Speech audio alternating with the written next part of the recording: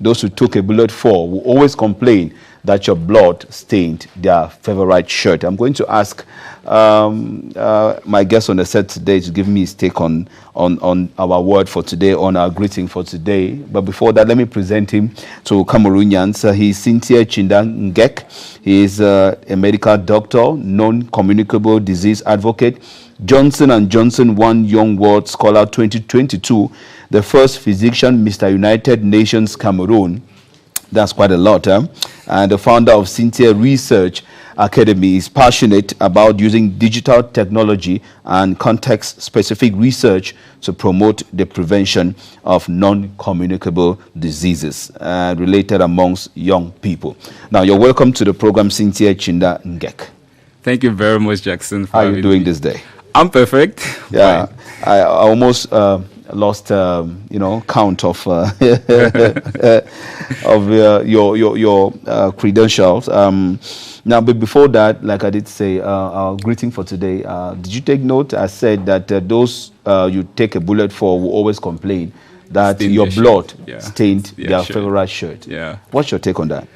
My take on that is, in as much as you sacrifice yourself, there's always some degree of unsatisfaction from those who are the benefactors. And in whatever you're doing, serving, you don't need to expect anything in return, because appreciation or gratitude will rarely come from those you serve. That's deep. Appreciation or gratitude will rarely come from those you serve. That's quite unfortunate. But like they say in French, c'est la vie, right? True. Okay, Sintieh Y𝐨𝐶 is a medical doctor, like I did say, non-communicable disease advocate. He's going to be representing Cameroon as a Johnson & Johnson scholar at the One Young World Summit, one of the largest gatherings of young leaders globally. And his project is supported by a team of J&J, is to promote awareness on prevention of non-communicable diseases, i.e., like, for example, we talk about diabetes, hypertension, cancers. They are known as non-communicable diseases in Cameroon. Now, you're welcome to the program once again. Thank you again, Jackson. Now, you have quite an impressive CV, or let me say your credentials are quite impressive. Now, before we get to your person, what inspires you? Generally, my inspiration comes from wanting to do more, wanting to see everyone around me better and healthy. So that's why I became a medical doctor. But becoming a medical doctor, I noticed that staying in the clinics does not satisfy a lot of Cameroonians. And a lot of persons who are sick today, whose illnesses could be prevented if they just lived healthy. And so I decided to take my time outside the hospital to preach the gospel of prevention. And as a young leader, I'll call myself, that's inspiring for me. And it helps to create a change around the world. A change around the world. That's preaching the gospel of prevention. And we're going to preach that gospel together on the set this morning, Doc. And, Absolutely. Now let's talk about this project, which is within the framework of J&J team at O𝐧𝐞 stroke non-communicable diseases Cameroon. Let's talk about that. All right. So the Johnson & Johnson program is a community initiative by the Johnson & Johnson Pharmaceutical.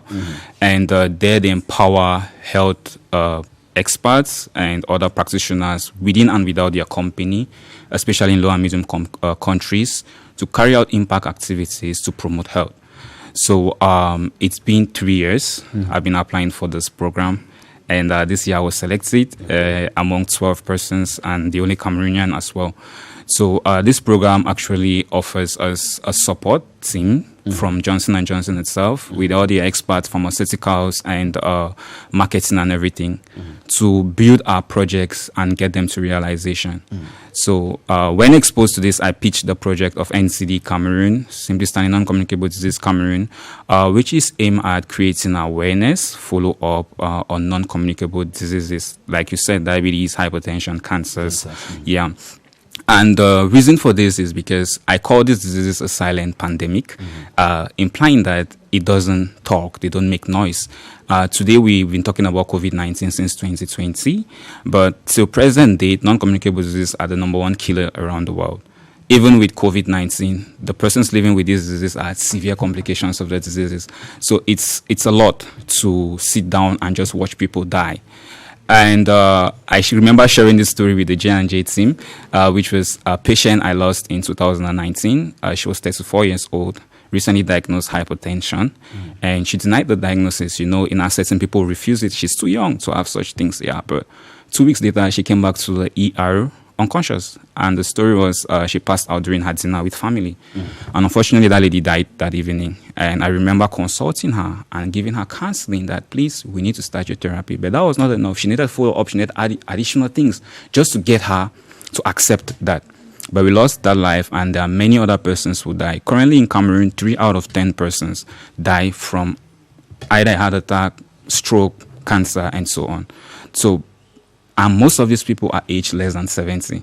So if we're talking about the active population of the country, that's from 30 to 70, then we're talking about premature death. And non-communicable diseases are the leading cause of mortality there. Sharing this with the Johnson & Johnson team, they were so impressed, and actually they've been mentoring me. I've been assigned a coach, who is a senior Johnson & Johnson employee, and a team of 6 persons who are also Johnson & Johnson employees. And since June, we've been working on the content of the project and how to implement it. And next week will be the Global Week of Action of non-communicable diseases, when we'll be launching this project. Yeah, before we talk about the Global Week of Action against non-communicable diseases, maybe you want to share some symptoms of some of these diseases, because you talk about silent diseases, and they have a way of kicking in, and they have a way of taking root of one's body without you knowing. So maybe there are symptoms, right?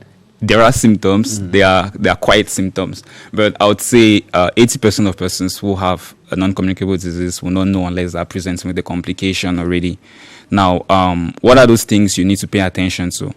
First of all, we talk about family history or genetic factors. If you have a history of a female in your family who has had a cancer, know that as a female, you're already at increased risk of having either cervical cancer, breast cancer, and so on. Same thing, if you're a male and you have someone in the family, your parents had maybe prostate cancer, you had increase of having it.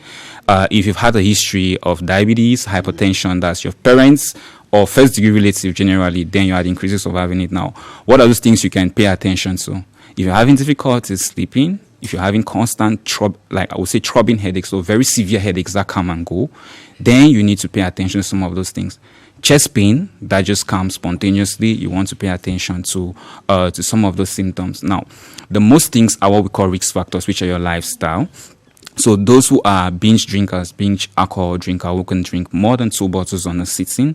So those are persons who go above to alcohol abuse, and these are persons with over time they had increases of having such diseases as well. Poor diet. So most of the times the African dishes were very healthy, but with modernization and urbanization, we'll find ourselves eating a lot of fast food, and so much so that there's a lot of fat in our meals, and persons eat a lot of junk food. Now, feeding as such, in long term, you become obese, you become overweight, and obesity is a very strong risk factor for hypertension, diabetes, cancers. So the next risk factor is smoking. Now, I won't talk about primary smokers because it's obvious, but I'll talk about secondary smokers like you and me. So if you are that youth who has friends who are smoking, doing shisha and so on, you are in a close space with them, you're in their company for 5 years, know that you've smoked for approximately 4 years as well. So your risk of having a lung cancer and all the challenges associated with this risk factor, it's almost similar to the smoker. So now the campaign is encouraging persons, if you are in an open space and you're smoking, please stay out and don't poison some of us if you can't stop smoking. So basically that's it. Let's underline the theme of the Global Week on Action against non-communicable diseases. All right, the theme this year is invest on NCDs. Okay. So over time, it is the least or the disease that has not had focus. So we've had HIV, we've had all the infectious diseases in Africa, but little has been done about NCDs. And the Global NCD Alliance and all the health bodies are calling on governments, other states and other stakeholders to invest on NCDs. Currently, the projection is that if you invest just as small as $1, so currently $1 is like 560 francs CFA on NCD now, you're going to save over $3 billion by 2030, and you would have saved many lives. So that is why we are putting on this action. And because COVID-19 has come, but NCDs are killing persons, so we don't have to sit quiet about this silent pandemic, but we need to keep raising awareness, and not just for persons to stay healthy, but also for stakeholders to help people stay healthy. For instance, working in the diabetic clinic where I work, most of these persons can't afford their drugs. So could we have subventions for their treatment to help them stay coherent to therapy? So those are those messages we're trying to raise during this year's campaign, while ensuring persons are also healthy, to encourage other stakeholders in healthcare to invest more on non-communicable diseases. Now let's talk about the campaign. We'll stay on that. Any information on social media, the campaign, where you're taking it to? What are the mediums you're using? All right. So on social media, we'll be using every social media a Cameroonian has access to. So Facebook, Instagram, Twitter, and even TikTok, because the team is an expert team and are building content to that. So generally, our name on social media is NCD Cameroon. So if you can type that, if you can hashtag that NCD Cameroon, you'll definitely see this logo there. So you can follow us, and from the feed, we'll be releasing content on means of prevention, methods of prevention, lifestyle habits, warning symptoms, and so on, about all of these NCDs.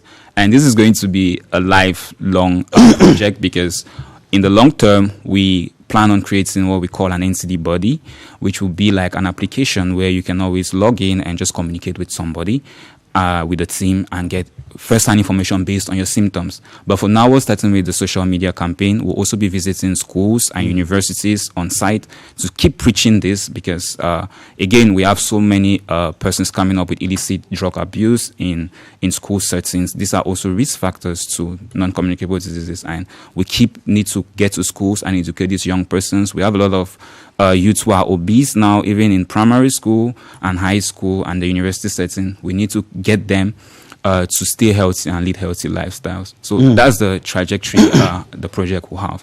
Sintieh W𝐨𝐿𝐴𝐿𝐴, before you go, maybe you want to address young people out there who are watching this morning. Perhaps they are dealing with one or two non-communicable diseases, or perhaps the symptoms are, showing their ugly faces. And, they may be asking themselves at this point, what do we do? Perhaps some tips. All right. Thank you very much, Jackson, for this opportunity. Generally, for all televiewers, I would say you want to follow the cardinal principles of living a healthy lifestyle to prevent non-communicable disease. And there are just 4 things I'll highlight. Your food, your water, your exercise, and your sleep. So those are 4 things. So they are connected. So when you eat healthy, eating healthy means you have a balanced diet. 50% fruits and vegetables, 25% carbs, 25% proteins. That's a balanced diet, and very little cholesterol.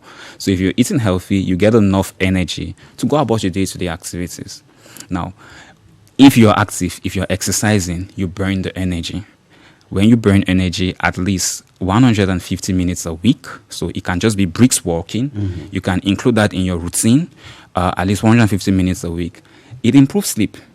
If you've done exercise in the evening, you will sleep well. Improving your quality of sleep definitely helps you wake up earlier with more energy. And water intake is just one balance. Our body is made up of 60% water. So we advise that during cold periods, you don't go below 1 liter and a half. And when you're in activity, you're in sporting activities, you can go even up to 3 liters a day. So always have that balance. And it's going to help you stay healthy. Above all, for men, avoid consuming more than 2 standard beers on a sitting. For women, more than 1 in a sitting. That will lead you to binge alcohol. And if we can prevent these habits, then you are going to lead a healthy lifestyle.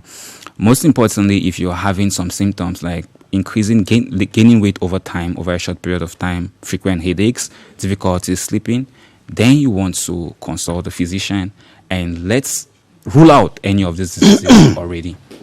Thank you, Dr. Sintieh W𝐨𝐿𝐴𝐿𝐴.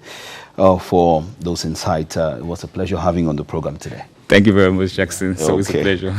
So it's about what you eat, what you drink, and of course, your sleep is very important.